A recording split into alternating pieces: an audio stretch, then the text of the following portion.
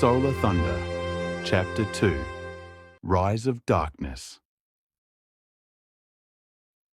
Night settled over the hospital. Machines beeped steadily in the dimly lit room, their soft rhythm the only sign of life as Ricky lay still on the bed. Suddenly, Ricky gasped and sat upright. Golden sparks flashed briefly in his eyes. Light flickered around his clenched hand, sharp and alive. A doctor stumbled backward in shock. In a panicked voice, the doctor said, "What was that? The monitors just spiked." Ricky exhaled slowly. He closed his eyes and clenched his fist tighter, forcing control. The light faded. The sparks vanished. The room returned to normal. Calmly, Ricky said, "I'm okay. I just need a moment." The machines stabilized, their alarms silenced. The doctor stared at the readings, unsettled. Confused, the doctor said, "I've never seen anything like this." The hospital door swung open. Footsteps rushed in. Priya, a young, beautiful girl, entered hurriedly, her face caught between fear and relief. She crossed the room in seconds and reached Ricky's bedside. With worry in her voice, Priya said, "Ricky, do you know how worried I was?" She checked his pulse herself and scanned the monitors, her hands steady despite her emotions. Another doctor looked between them. He asked, "Are you related?" Without hesitation, Priya replied firmly, "I'm his doctor." She paused. Her eyes softened as she looked at Ricky. Softly, she added, "And more than that." Ricky gave a faint smile. Apologetically, he said, "I'm sorry. I didn't mean to scare you." Her eyes glistened. With relief and emotion, Priya said, "Don't ever do that again." Unseen by anyone else, a faint yellow glow flickered briefly in the air. Far above the city, on the rooftop of a nearby building, darkness gathered unnaturally. A tall figure stood still within it. Tamas watched the hospital below, his lips curling into a slow smirk. Smirking, Tamas said, "So, the light has finally chosen a vessel." Dark energy coiled around his hand like living smoke. He added quietly, "Interesting." Later that day, Ricky walked alone along a quiet street, discharged but restless. The city felt different now. A shadow stretched behind him, longer than it should be. A mysterious voice echoed from nowhere saying, "Light always attracts its opposite." Ricky stopped and turned sharply. Firmly, he demanded, "Show yourself." The shadow vanished. Silence returned. That night, Ricky sat cross-legged at home, eyes closed in meditation. The room slowly faded. Reality bent into a spiritual space filled with calm light. A glowing figure appeared before him, the Hindu yogi guru. The guru said, "You have awakened, but you are not yet ready." Ricky opened his eyes, resolve burning beneath uncertainty.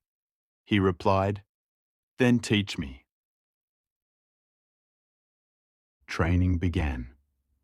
Under the guru's watchful gaze, Ricky attempted to control a small spark of light between his hands. The spark exploded wildly.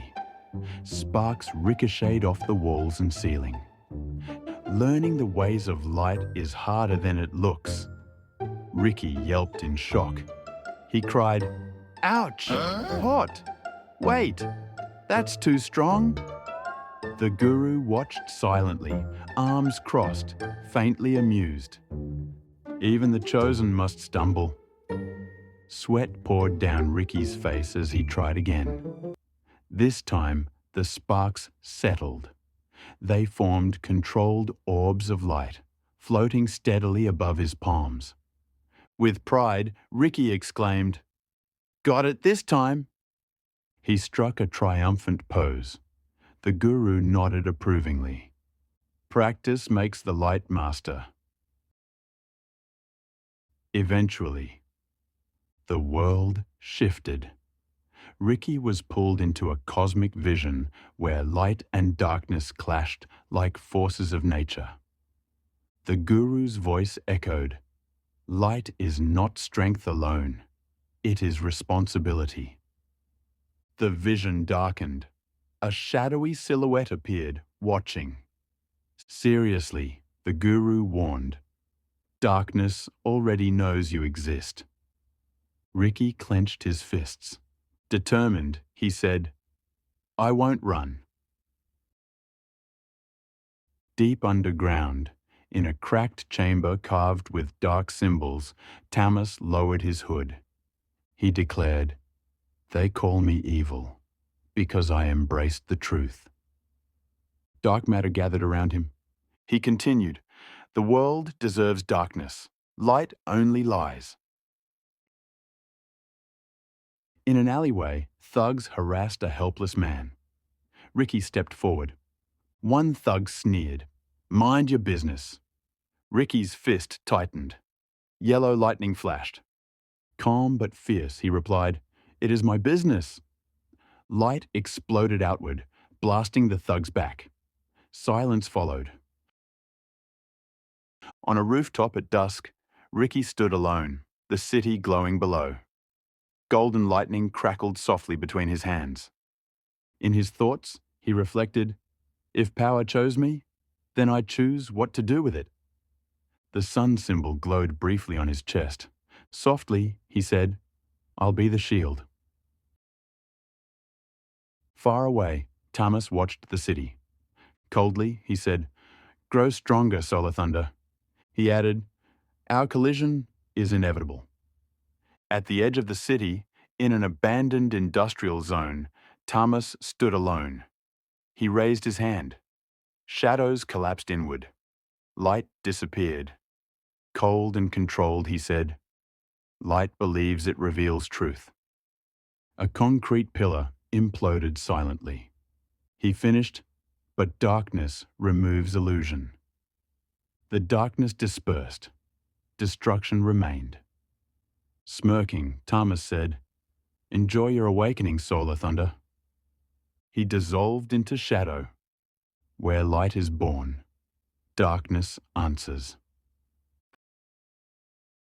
That evening, on a quiet street near the city outskirts, Ricky stood alone. Priya noticed him and approached. Not every battle is fought with power. Some begin in silence. Concerned, Priya asked, "Ricky, you've been standing here for a while. Is everything okay?" Ricky looked away. Hesitantly, he admitted, "I don't know. It feels like the world suddenly expects something from me, and I'm not sure I'm ready." She stepped closer. With a soft smile, she said, "You don't have to be ready all at once." In a low voice, Ricky asked, "What if doing nothing isn't an option anymore?" She studied him. Gently but firmly, Priya replied, "If you can help, then maybe that's why you're feeling this way." She continued, "Responsibility doesn't always come with permission.